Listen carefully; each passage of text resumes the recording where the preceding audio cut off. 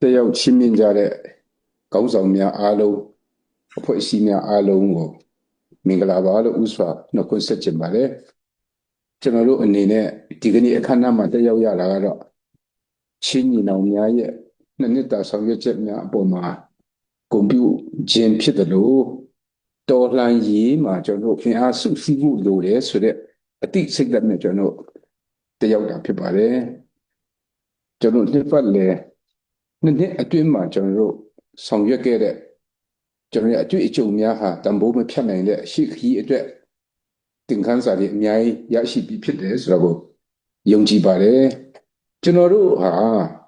တော်လှန်ရေးလုပ်နေတယ်လို့ခံယူထားတဲ့လူတွေဖြစ်ပါတယ်ကျွန်တော်တို့ကိုယ်တိုင်လည်းတော်လှန်ရေးသမားတွေလို့ခံယူထားသူတွေဖြစ်တယ်တော်လှန်ရေးလို့ပြောတာကတော့မတရားမှုကိုတွန်းလှန်တဲ့ဝါဟာရဖြစ်ပါတယ်ဒါကြောင့်ကျွန်တော်တို့ဟာတော်လှန်ရေးသမားတွေဖြစ်တယ်လို့ခံယူတာနဲ့အညီကျွန်တော်တို့ကမှန်ကန်တဲ့လမ်းကြောင်းပေါ်မှာကျွန်တော်တို့ရှိနေဖို့လိုအပ်ပါတယ်နောက်တစ်ချက်ကတော့စုစည်းဖို့အရေးကြီးပါတယ်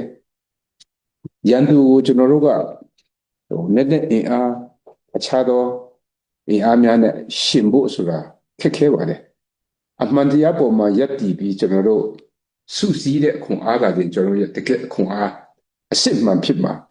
ဒါကျွန်တော်တို့အမြဲတမ်းတတိချက်ဖို့လိုပါတယ်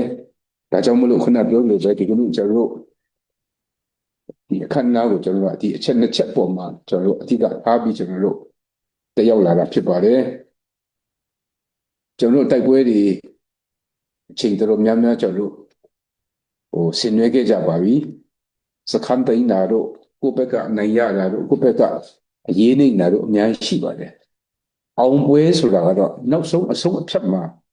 ထွက်ပေါ်လာတဲ့အဖြေဟာအောင်ပွဲဖြစ်ပါတယ်ကျွန်တော်တို့တူညီတဲ့ပန်းတိုင်ရှိပြီးသားဖြစ်တယ်လို့ယုံကြည်ပါတယ်တော်လှန်တယ်ကျွန်တော်တို့မတရားမှုကိုကျွန်တော်တော်လှန်တယ်ဒါကျွန်တော်ရဲ့အစဖြစ်ပါတယ်ကျွန်တော်ရဲ့ပန်းတိုင်ကတော့တကယ်စစ်မှန်တဲ့ကျွန်တော် Federal Democracy ပြည်ထောင်စုတည်ဆောက်မယ်ဆိုတဲ့ပန်းတိုင်ဖြစ်တယ်အဲ့တော့ကျွန်တော်တို့ဘယ်ကနေစပြီးဘယ်မှာအဆုံးသတ်မလဲဆိုတာအတိအကျရှိတယ်လို့ကျွန်တော်ယုံကြည်ပါတယ်ဒီလိုမှန်ကန်တဲ့လမ်းကြောင်းပေါ်သွားတဲ့အခါမှာကျွန်တော်တို့ကစုစုစည်းစည်းနဲ့တစ်ဖက်နဲ့တစ်ဖက်တယောက်နဲ့တယောက်ကျွန်တော်တို့ကနားလည်မှုအပြည့်နဲ့အချိတ်ဆက်ညီကျွန်တော်ဆောင်ရွက်ဖို့လိုပါတယ်မြန်မာနိုင်ငံရေလို့ပေါ်ထွန်းလာတဲ့အချိန်ကလေးကကျွန်တော်တို့ဟာတစုတစည်းတဲ့ကျွန်တော်ရဲ့နိုင်ငံကိုမတိဆောက်နိုင်ခဲ့တဲ့အတွက်ကြောင့်မလို့ဒီကနေ့အထိကျွန်တော်တို့ဖျို့ဖျက်ဖြစ်နေရတာဒါကျွန်တော်ရဲ့အတွေ့အကြုံဖြစ်ပါတယ်အဲ့တော့ဒီတစ်ချိန်ຫນွေဦးတော်လှန်ရေးဟာအစီအစဉ်တကျတော်လှန်ပြီးအစီအစဉ်တကျကျွန်တော်ရဲ့ Federal Democracy ပြည်ထောင်စုကိုတိဆောက်ဖို့အတွက်အခွင့်အရေးတစ်ခုဖြစ်ပါတယ်ဒါအခင်းအကျင်းအသစ်ဖြစ်ပါတယ်ဒီလိုအခင်းအကျင်းအသစ်မှာကျွန်တော်တို့ဟာကျွန်တော်ရဲ့စိတ်ဓာတ်ခွန်အားကာယခွန်အားလုံးကိုအရင်အနည်းပြုတ်ပြီးတော့တော်လှန်နေတဲ့ချိန်ထဲမှာပဲကျွန်တော်တို့ဘာတွေလိုချင်တယ်လဲဘာတွေတစ်ဖက်နဲ့တစ်ဖက်နားလည်မှုပေးရမလဲဆိုတဲ့အပိုင်းကိုလည်းဥပွင့်လင်းလင်းကျွန်တော်ဆွေးနွေးဖို့ဖြစ်ပါတယ်ဒါကြောင့်ခုနကောင်းဆောင်များမိန့်ကြားသလိုပဲတစ်ဖက်ကလက်နက်ကင်တော်လှန်ရေးတစ်ခုတည်းလုပ်တာမဟုတ်ပဲနဲ့ကျွန်တော်ရဲ့အနာဂတ်အတွက်ဒီဆောက်နေတဲ့အချိန်ဖြစ်တယ်ဆိုတော့အမြဲတမ်းကျွန်တော်တို့ဒါကိုတတိချက်ပြီးမှဒီဆောက်နေဖို့လိုပါတယ်စစ်တိုက်တာရဲ့အုပ်ချုပ်တာရဲ့နိုင်ငံရေးလုပ်တာရဲ့ပြည်သူဝန်ဆောင်မှုပေးတာရဲ့ဆိုတဲ့ခေါင်းစဉ်တွေဟာတော်တော်ကွဲပြားပါတယ်စစ်တိုက်တဲ့လူဟာတချို့နိုင်ငံရေးကျွမ်းကျင်ခြင်းမှလည်းကျွမ်းကျင်မယ်ထိုနည်း၎င်းပဲအုပ်ချုပ်ရေးကဏ္ဍမှာတာဝန်ယူတဲ့လူကတော့အခြားတစ်ဖက်မှာသူ့အနေနဲ့အင်အားအပြည့်နဲ့လုပ်နိုင်ခြင်းမှလုပ်နိုင်မယ်ဒီဟာတွေအားလုံးကိုတစုတစည်းဒီစုစည်းပေးတဲ့ကျွန်တော်တို့ဥဆောင်ဥရွက်ပေးတဲ့စီမံကိန်းတွေလိုပါတယ်ဒါဟာစီမံကိန်းဒါတကယ်ကျွန်တော်တို့ရဲ့မဟာဗျူဟာဖြစ်ပါတယ်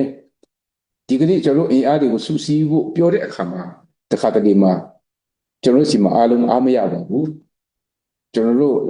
တိုင်းသားလူမျိုးတွေအသီးသီးမှာဒါကျွန်တော်တို့ညင်းပယ်လို့မရတဲ့အချက်ဖြစ်ပါတယ်ဒါကြောင့်မလို့လွန်ခဲ့တဲ့လတွေကဒီကျွန်တော်တို့ဒီကမှာ